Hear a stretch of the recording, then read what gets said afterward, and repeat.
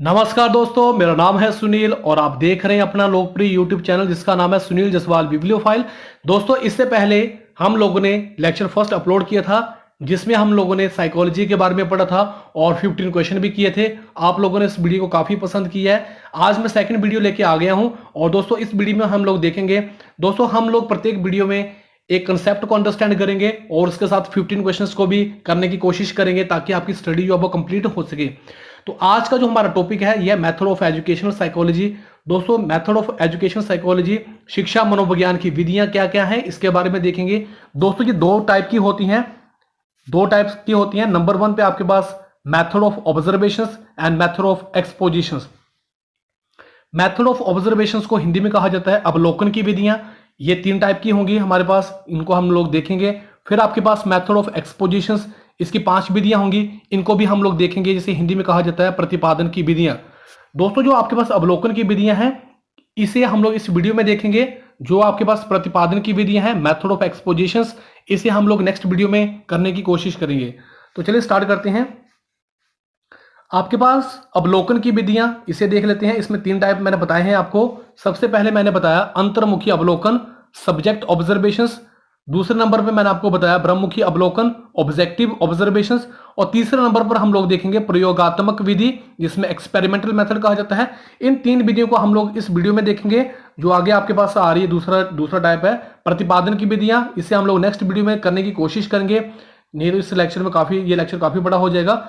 आपके पास इसमें जो विधि है इनको देख लेते हैं। मनोविश्लेषण की विधि, जिसे साइको एनालिसिस मेथड कहते हैं। दूसरे नंबर पे आपके पास दिया गया है केस स्टडी विधि, केस स्टडी मेथड, या फिर इसे हिस्ट्री मेथड भी कहा जाता है। क्वेश्चन नंबर 3 यहां पे होगा विकासात्मक विधि, डेवलपमेंट मेथड। 4 नंबर पे आपके पास होगी तुलनात्मक विधि, कंपैरेटिव मेथड। और 5वें नंबर पे आपके पास होगा रोग विज्ञान संबंधित विधि, पैथोलॉजिकल मेथड। तो अब हम 3 विधियों को देख लेते हैं। अवलोकन की जो 3 विधि है इसे देख लेते हैं। ये है आपके पास सब्जेक्टिव ऑब्जर्वेशंस, अंतर्मुखी अवलोकन। दोस्तों, इस मेथड को इंट्रोस्पेक्शन मेथड भी कहा जाता है। इंट्रो का अर्थ होता है अंदर और स्पेक्शन का अर्थ होता है झांकना। और इसका मतलब ये हुआ, इंट्रोस्पेक्शन का मतलब क्या हुआ कि अपने अंदर झांकना। दोस्तों, इस मेथड में हम लोग क्या करते हैं, अपने अंदर झांकते हैं और जानने की कोशिश करते हैं कि हमारे अंदर क्या चल रहा है। दोस्तों, इस विधि के कुछ मेरिट्स भी होंगे, डीमेरिट भी होंगे। दोस्तों, जब हम लोग अपने अंदर झांकते हैं तो किसी भी लेबोरेटरी की जरूरत नहीं पड़ती है हम लोगों को, कि जैसे कोई एक्सपेरिमेंट किया जाता है तो वो लेबोरेटरी में किया जाता है। लेकिन इस विधि में हमें किसी भी प्रकार की प्रयोगशाला की जरूरत नहीं पड़ती है। हम लोग जब चाहे अपने अंदर झांक सकते हैं। ना तो किसी पर्टिकुलर प्लेस की जरूरत पड़ती है कि किसी प्लेस पे जाके ही आप लोगों को अपने आप को ऑब्जर्व करना है। आप कहीं पे भी अपने आप को ऑब्जर्व कर सकते हैं। और दोस्तों, ये मेथड जो काफ़ी पुराना भी है और काफ़ी फेमस भी है ये मेथड। लेकिन दोस्तों, इसके कुछ डीमेरिट्स भी हैं, क्योंकि ये सब्जेक्टिव हो जाती है। तो कोई इंसान जो है वो क्या सोच रहा है अंदर, कई बार वो गलत भी हो जाता है। और इसमें क्या होता है कि जो इंसान सोच रहा है खुद ही वो सोचता है और खुद ही वो ऑब्जर्व करता है। कई बार ऑब्जर्वेशन उसकी खुद की गलत हो जाती है। और दोस्तों, कई बार जैसे जन्म या फिर मृत्यु के जो कंसेप्ट होते हैं वो भी कई बार इसमें उस चीज़ को महसूस करना थोड़ा डिफिकल्ट हो जाता है। और दोस्तों, ये जो विधि है सब्जेक्टिव मेथड, जो आपके पास यहाँ पे मैंने इंट्रोस्पेक्शन मेथड की बात की है, ये मेथड जो है सभी के ऊपर अप्लाई नहीं होता है। जैसे आप लोग देखें तो बच्चों के ऊपर ये अप्लाई नहीं होता है, बच्चों को ऑब्जर्व भी करना नहीं आएगा। फिर जो लोग अनएजुकेटेड हैं, जो पढ़े लिखे नहीं है, तो उनके ऊपर भी थोड़ा सा इसमें डिफिकल्टी आ जाती है। या फिर दोस्तों, जो लोग जानवर हैं या फिर जो वनों में रहते हैं, उनके लिए थोड़ा सा डिफिकल्ट हो जाता है इस मेथड को अप्लाई करना। तो इस मेथड के कुछ मेरिट्स भी हैं और कुछ डीमेरिट्स भी हैं, लेकिन काफ़ी अच्छी विधि है और काफ़ी आसान भी है ये। अब हम चलते हैं दूसरे मेथड के ऊपर, ऑब्जेक्टिव ऑब्जर्वेशंस, ब्रह्ममुखी अवलोकन। और दोस्तों, यहाँ पे आपको दिख भी रहा होगा ब्रह्ममुखी अवलोकन। तो इसमें क्या होता है कि हम लोग बाहर के किसी पर्सन के बाहर के बिहेव को ऑब्जर्व करते हैं। तो इसमें 2 प्रकार की स्थितियां पैदा हो जाती हैं। एक तो आपके पास स्थिति पैदा होती है यहाँ पे नियंत्रण अवलोकन की, मतलब जिसमें हम लोग जो ऑब्जर्वेशन करते हैं वो हमारे कंट्रोल में होती है। और दूसरी आपके पास होती है अनियंत्रण अवलोकन, जो कि दूसरी सिचुएशन जो हमारे कंट्रोल में नहीं होती है। जो हमारा ऑब्जर्वेशन होता है वो हमारे कंट्रोल में नहीं होता है। अब हम चलते हैं प्राकृतिक अवलोकन। इसे क्या कहते हैं, प्राकृतिक अवलोकन भी कहते हैं, नेचुरलिस्टिक ऑब्जर्वेशन भी कहते हैं। और ये मेथड भी काफ़ी इंपॉर्टेंट है दोस्तों। इसमें क्या होता है कि जब हम लोग जैसे दूसरे पर्सन, जैसे आप मान लो टीचर हो, तो आप लोग क्या कर सकते हैं कि एक ही स्थान पर जैसे आप लोग क्लास अटेंड कर रहे हैं, क्लास ले रहे हैं, तो वहां पे एक बच्चे के साथ आप दूसरे बच्चों को भी ऑब्जर्व कर सकते हैं, उनको बिहेव को ऑब्जर्व कर सकते हैं। तो एक साथ ऑब्जर्वेशन करना भी यहाँ पे थोड़ा आसान हो जाता है। और इसमें क्या होता है कि थोड़ी सी विश्वसनीयता और जो प्रामाणिकता होती है उसमें भी कई बार ये ठीक होता है, क्योंकि हम लोग किसी इंसान को ऑब्जर्व करते हैं तो वो कहीं ना कहीं बाहर का जो उसका बिहेव होता है उसे पहचान करना आसान हो जाता है। और ये इतना ज़्यादा खर्चीली भी नहीं है, अगर आप बोले तो पैसा इतना भी खर्च भी नहीं होता है, और फ्लेक्सिबल भी है ये, और ये डिफरेंट सिचुएशंस में भी प्रयोग की जा सकती है। और यहाँ पे आप लोगों ने देख लिया इस विधि को। और दोस्तों यहाँ पे मैं आपको एक चीज़ बताना चाहता हूँ, ये एक पर्सन पर भी हो जाती है और ग्रुप में भी हो जाती है, लेकिन इसकी कुछ एक लिमिटेशन है। लिमिटेशन भी मैंने आपको बता देता हूँ कि इसमें क्या क्या प्रॉब्लम्स हैं। जैसे ये दोस्तों कई बार सब्जेक्टिव हो जाती है कि कई बार इंसान जो है वो अपना बनावटी बिहेव दिखाता है, अंदर से तो वो दुखी होता है और बाहर से वो खुशी प्रकट करने की कोशिश करता है, और इसमें कई बार बहुत लंबा प्रोसेस हो जाता है। जैसे मान लो आप लोगों ने किसी की सैडनेस को देखना हो, तो या फिर आपने किसी की हैप्पीनेस को देखना हो, तो उस हैप्पीनेस को जब वो एक बार हैप्पी है, उस हैप्पीनेस को दूसरी बार देखने के लिए आपको टाइम का उस चीज को वेट करना पड़ेगा कि वो इंसान कब खुश होगा। तो ये थोड़ी सी लंबी हो जाती है। और कई बार इसमें पर्सनल प्रॉब्लम्स होती हैं किसी इंसान की, तो वो बाहर जो है वो दिखाता नहीं है, तो इस वजह से ये विधि जो है वो थोड़ी सी डिमेरिट्स इसमें आ जाती हैं। और अवचेतन मन में क्या चल रहा है, हमारे जो सबकॉन्शियस माइंड में क्या चल रहा है, तो वो भी कई बार इसे ऑब्जर्व करना थोड़ा सा डिफिकल्ट हो जाता है। तो हर विधि की कुछ एक लिमिटेशन है और कुछ एक यहाँ पे अच्छे प्रयोग भी है इसमें। तो चलिए अब हम चलते हैं थर्ड मेथड की तरफ। प्रयोगात्मक विधि, एक्सपेरिमेंटल मेथड काफी इंपॉर्टेंट है। इसमें आपके पास इस चीज को आप लोग इसका नोट्स बना लें। William Wundt founded the first psychological laboratory in the Leipzig, Germany. प्रयोगात्मक विधि पहली बार जो प्रयोग की गई थी 1879 में लिपजिंग, जो कि जर्मनी की प्रयोगशाला में है, और ये किसके द्वारा की गई थी, विलियम वोंट के द्वारा। दोस्तों इसमें एक्सपेरिमेंट किया जाता है, जैसे आप लोग देख पा रहे होंगे इस विधि को, और इस चीज को आप लोग याद भी कर लें, इंपॉर्टेंट है। और ये लेबोरेटरी के बारे में कई बार पूछा गया प्रश्न है।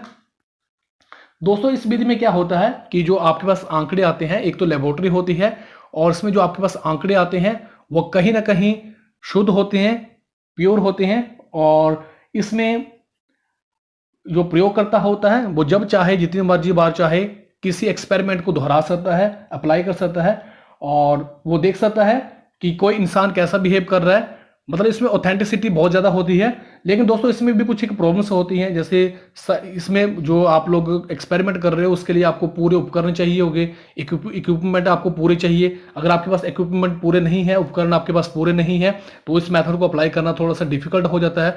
और जब ये साइंटिफिक होता है, तो साइंटिफिक तो ये होता ही है, और जैसे कि मैंने आपको पहले ही बता दिया है, काफ़ी इंपॉर्टेंट विधि है ये भी, कई बार ये पेपर में पूछी भी जाती है। लेकिन दोस्तों इसके लिए डीमेरिट्स ये होते हैं, कई बार वो वैसा इन्वायरमेंटल क्रिएट करना थोड़ा सा डिफिकल्ट हो जाता है। अगर मान लो कोई इंसान लेबोरेटरी में अपनी हैप्पीनेस को दिखाना चाहता है, तो कई बार ऐसा होता है कि वो प्रेशर की वजह से भी अपनी हैप्पीनेस नहीं दिखा पाता है। तो कुछ मेरिट्स हैं, कुछ डीमेरिट्स हैं। तो ये आज का हमने इसके बारे में पढ़ा है। मुझे उम्मीद है कि आपको ये समझ में आए होंगे। अभी हम 15 क्वेश्चन करेंगे, उनको डिटेल में एक्सप्लेन भी करेंगे, काफी इंपॉर्टेंट प्रश्न रहने वाले हैं। तो चलिए स्टार्ट करते हैं क्वेश्चन नंबर 1 से। किसके अनुसार बालक का विकास आनुवांशिकता तथा वातावरण का गुणनफल है? तो ऑप्शंस में दिए गए हैं वुडवर्थ, बी ऑप्शंस में है गैरेट, सी ऑप्शंस में हॉलैंड, और डी ऑप्शंस में है थोर्नडाइक। तो इसका सही जवाब होगा वुडवर्थ। दोस्तों वुडवर्थ ने कहा था कि जो हमारा आनुवांशिकता होती है इसके द्वारा हमारे बिहेव का निर्माण होता है, और जो इन्वायरमेंटल होता है वो हमारे बिहेव को डायरेक्शन देता है। दोस्तों अगर इसमें से एक भी चीज मिस हो जाती है, हेरिडिटरी मिस हो जाती है, या जिसे आनुवांशिकता कहते हैं, या फिर इन्वायरमेंटल मिस हो जाता है, तो कहीं ना कहीं हमारा विकास जो है वो रुक जाएगा। तो इसलिए इन दोनों के कॉम्बिनेशन के थ्रू ही हमारा विकास हो पाता है। तो ये पहला क्वेश्चन था हमारे पास।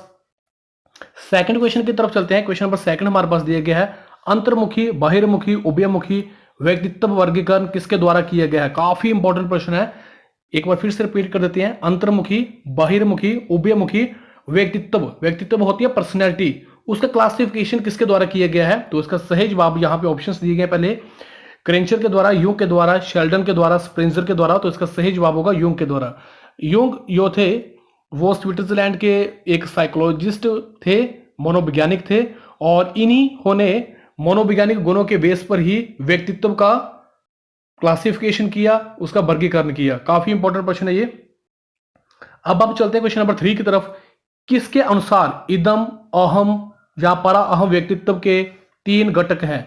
ये पर्सनैलिटी के इन्होंने टाइप बताए हुए हैं। तो ये किसने कहा है? ऑप्शंस में बंडूरा, युंग, एडलर, फ्राइड। तो इसका सही जवाब होगा फ्राइड के द्वारा। दोस्तों फ्राइड ने जो व्यक्तिगत पर्सनैलिटी के बारे में 2 कंसेप्ट दिए हैं, जो 2 कंसेप्ट दिए हैं इसके बारे में देख लेते हैं। फर्स्ट कंसेप्ट के बारे में उन्होंने बताया, सेकंड कंसेप्ट आपके पास। फर्स्ट कंसेप्ट में चेतन बोला हुआ है, अर्ध चेतन बोला है और चेतन अचेतन बोला है। चेतन होता है कॉन्शियस, अर्ध चेतन होता है अनकॉन्शियस, और सॉरी अर्ध चेतन होता है सबकॉन्शियस, और अचेतन जो होता है अनकॉन्शियस होता है। और इन्होंने बताया है इदम, अहम, पराहम माने है। तो ये 2 टाइप आप लोगों को याद रखना बहुत ज्यादा जरूरी है, फ्राइड के द्वारा ये बताया गया है। दोस्तों जो इदम होता है वो हमारे जन्मजात होता है, वो हमें हेरिडिटी से मिलता है, वंशानुगम वंश से मिलता है। और अहम जो होता है, जैसे जैसे हम लोग इस संसार में आते हैं वैसे वैसे हम लोग चीजों को सीखते हैं।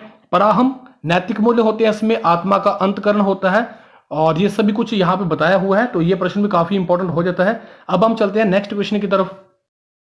क्वेश्चन नंबर 4 हमारे पास दिया गया है। क्वेश्चन नंबर 4 हमारे पास दिया गया है, मनोविज्ञान ने सर्वप्रथम अपनी आत्मा का परित्याग किया, फिर अपने मन का, और फिर अपनी चेतना का। अभी ये एक व्यवहार का संजोय है। ये किसने बोला है? टीचनर के द्वारा, बुंट के द्वारा, वुडवर्थ के द्वारा, या फिर मैकडूगल के द्वारा। तो इसका सी ऑप्शन होगा वुडवर्थ के द्वारा। और दोस्तों इसके मैंने फर्स्ट लेक्चर में भी इसके बारे में बताया था, काफी इंपॉर्टेंट क्वेश्चन है ये। और चलो इसे यहाँ पे भी रिवाइज कर लेते हैं। साइकोलॉजी जो है वो यूनानी भाषा के 2 शब्दों से लिया गया है, साइकी और लोगस, और जिसका मतलब होता है आत्मा का अध्ययन।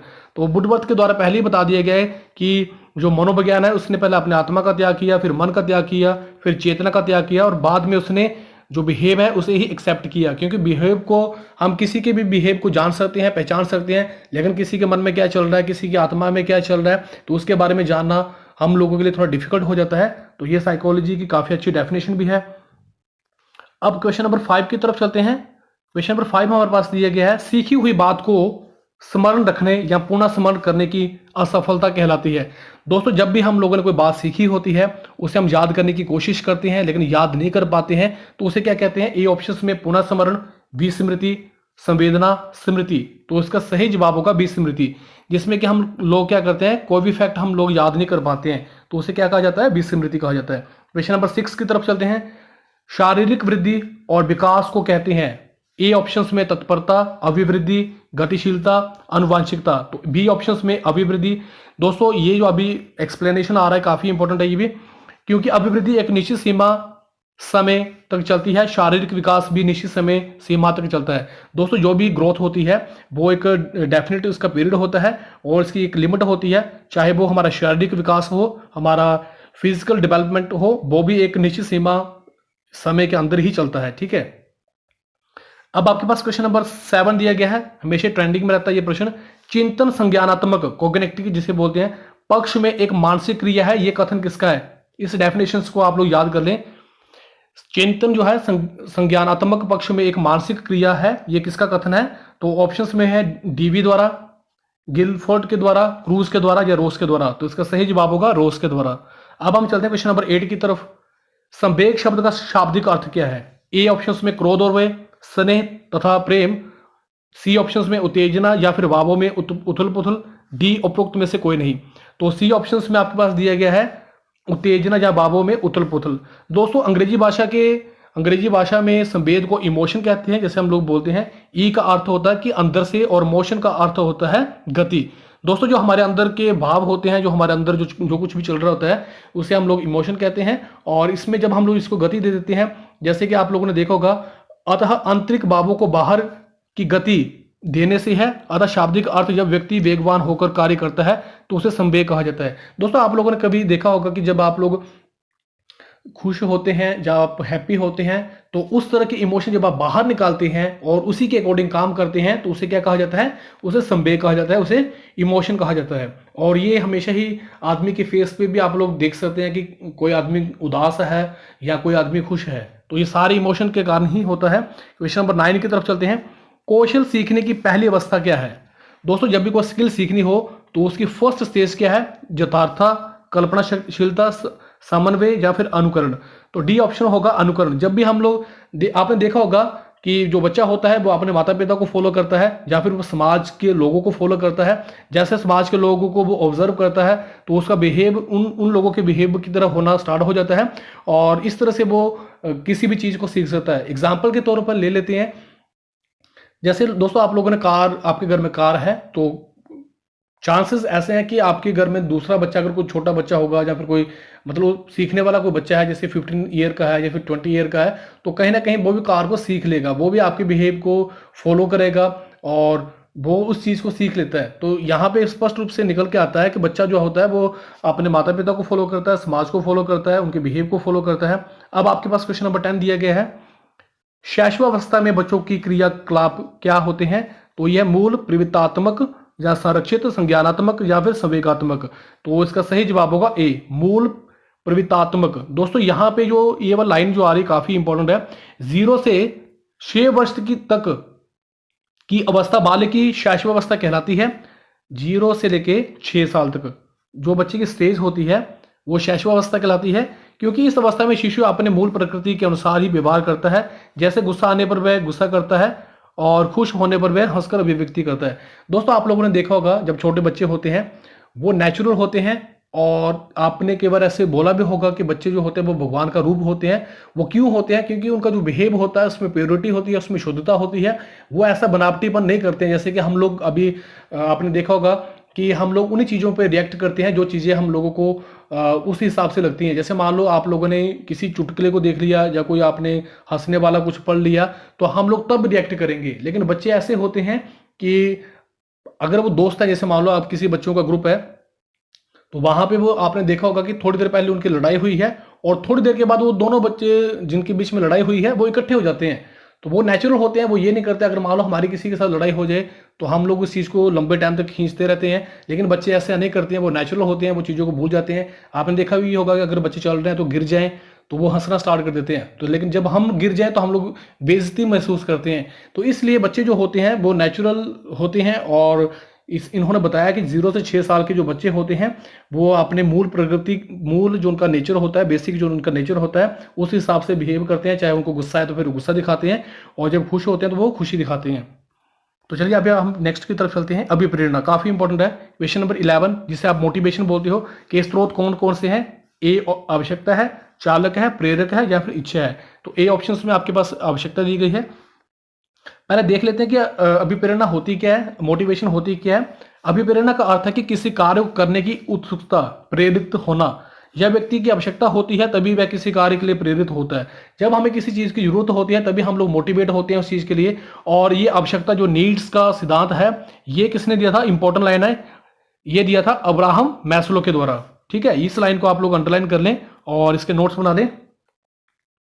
नेक्स्ट क्वेश्चन की तरफ चलते हैं। क्वेश्चन नंबर 12, मनोवैज्ञानिक के अनुसार बुद्धि सीखने की क्षमता है, अमूर्त चिंतन की योग्यता है या ए और बी दोनों है या फिर इसमें से कोई भी नहीं है। तो इसका सही जवाब होगा ए और बी। फ्रीमैन ने बुद्धि के विश्लेषण को 3 रूपों में परिभाषित किया है। पहले उन्होंने बताया है कि अमूर्त चिंतन के रूप में योग्यता, सीखने की योग्यता, समायोजन करने की योग्यता। दोस्तों इसके बारे में मैं आपको नेक्स्ट वीडियो में या फिर मैं जो बाद की वीडियो आएंगी कभी उनमें बताऊंगा। समायोजन की करने की योग्यता का मतलब ये होता है कि एडजस्टमेंट करना। सीखने की योग्यता आपको तो पता ही है कि जो चीजें सीखी जाती हैं बुद्धि के द्वारा। अमूर्त चिंतन की योग्यता भी इसी में आती है। तो ये 3 टाइप थे। अब हम चलते हैं क्वेश्चन नंबर 13 की तरफ। विकास के किस काल को अत्यधिक दबाव और तनाव का काल कहा जाता है? इंपॉर्टेंट, मोस्ट इंपॉर्टेंट, रिपीट होती है, हर टीचर के एग्जाम में इस प्रश्न को पूछा जाता है। तो ऑप्शंस में है किशोरावस्था, प्रौढ़ावस्था, मध्यावस्था, वृद्धावस्था। तो यहां पे आपके पास ऑप्शन ए दिया गया है किशोरावस्था, जिसे एडोलेसेंस पीरियड भी बोलते हैं। और ये नाम याद रखना जरूरी है। स्टेनहोल के अनुसार किशोर अवस्था संघर्ष, तनाव, तूफान और की अवस्था है। दोस्तों ये स्ट्रेस और स्ट्रेन की अवस्था है। स्ट्रोम एंड स्ट्रिफ की अवस्था है। तो इस डेफिनेशन को आप लोग पढ़ लें, काफी इंपॉर्टेंट डेफिनेशन हो जाती है ये। अब आपके पास क्वेश्चन नंबर 14, मानसिक स्वास्थ्य का किससे घनिष्ठ संबंध है? ए ऑप्शंस में है आवृत्ति, स्वीकार्यता, सी ऑप्शंस में है बचने, समायोजन। तो डी ऑप्शंस होगा आपके पास समायोजन। दोस्तों जैसे हम लोग वातावरण के साथ एडजस्टमेंट करते हैं तो उस इंसान को मेंटली तौर पर हेल्दी पर्सन बोला जा सकता है। दोस्तों जो इंसान किसी भी वातावरण में अपने आप को डाल लेता है वो एक तरह से स्वस्थ व्यक्ति होता है, वो मेंटली तौर पर स्ट्रॉन्ग व्यक्ति होता है। अब हम चलते क्वेश्चन नंबर 15 की तरफ। स्मरण करने की कौन कौन सी विधि है? ए मिश्रित विधि, विचार सहचार्य विधि, ए बी दोनों, इसमें से कोई नहीं। तो सी आपके पास ऑप्शन दिया गया है और सी में आपके पास ए और बी दोनों होंगे, मिश्रित विधि और विधि विचार सहचार्य विधि। अब इन दोनों विधि को देख लेते हैं। दोस्तों यहां भी मैं आप लोगों को बताना चाहता हूं, जो भी टीचर के एग्जाम होते हैं उसमें फैक्ट बेस्ड प्रश्न और प्लस बेसिक दोनों पूछे जाते हैं, इसलिए मैं दोनों टाइप के प्रश्नों को इस वीडियो में इंक्लूड कर रहा हूं। जो भी वीडियो आएंगी उसमें मैं इंक्लूड कर रहा हूं। दोस्तों आप लोगों से रिक्वेस्ट है कि अगर आप लोग टीचर के एग्जाम की तैयारी कर रहे हैं या फिर आप कोई एचपी टेट की कर रहे हैं या फिर किसी भी टेट की तैयारी कर रहे हैं या फिर आप लोग कमीशन की तैयारी कर रहे हैं, टीजीटी पीजीटी किसी भी कमीशन की तैयारी कर रहे हैं, तो दोस्तों आप लोग टाइप कर सकते हैं यस, और जब आप यस करोगे तो फिर मुझे फीडबैक मिलेगा और फिर मैं आपके लिए उस हिसाब से कंटेंट भी बनाऊंगा, क्योंकि हमारे पास यहाँ पे बहुत सारी ऑडियंस रहती है, अलग अलग फील्ड की ऑडियंस होती है, तो सभी को कवर करना पड़ता है। लेकिन अगर आप लोग टाइप करेंगे कि यस या नो तो फिर मुझे पता चलेगा, फिर मैं उसी हिसाब से आपके लिए कंटेंट भी बनाना स्टार्ट कर दूंगा। तो आप इससे देख लेते हैं कि विधियां कौन कौन सी है। मिश्रित विधि, इस विधि में क्या होता है कि सबसे पहले हम कोई भी लेसन होता है उसे स्टार्टिंग से लेकर लास्ट तक पढ़ लेते हैं, फिर उसे हम लोग क्या करते हैं उसे पार्ट वाइज पढ़ते हैं, ठीक है, पार्ट वाइज उसे याद करने की कोशिश करते हैं और लास्ट में जब हम लोग उसे पार्ट को पढ़ लेते हैं और एक बार पढ़ने के बाद फिर हम लोग उसे फिर से पढ़ते हैं, तो ये होती है मिश्रित विधि। विचार सहचार्य विधि ये होती है, इस विधि में हम लोग क्या करते हैं याद की जाने वाली बातों को ज्ञात बातों के संबंध के साथ स्थापित कर देता है। जैसे ये दोस्तों आपने कुछ चीज पढ़ी होगी तो उसे हम लोग क्या करते हैं कोरिलेट करते हैं दूसरी चीजों के साथ। जैसे मान लो आप लोगों ने साइंस का कोई कंसेप्ट पढ़ा है या फिर आपने पॉलिटिकल साइंस का या फिर आपने मनोविज्ञान का कोई कंसेप्ट पढ़ा है, तो मनोविज्ञान का जो कंसेप्ट होगा आप उसे दूसरी फील्ड में यूज करोगे तो उसे बोलते हैं विचार सहचार्य विधि, एसोसिएटेड मेथड बोलते हैं इसे, ठीक है। तो ये था हमारे पास लेक्चर। दोस्तों मुझे उम्मीद है कि आपको ये लेक्चर समझ में आया होगा। आप अपनी राय कमेंट बॉक्स में जरूर बताएं। आप लोगों ने मुझे इतना समय दिया, आप सभी का बहुत बहुत धन्यवाद। थैंक यू वेरी मच दिल से।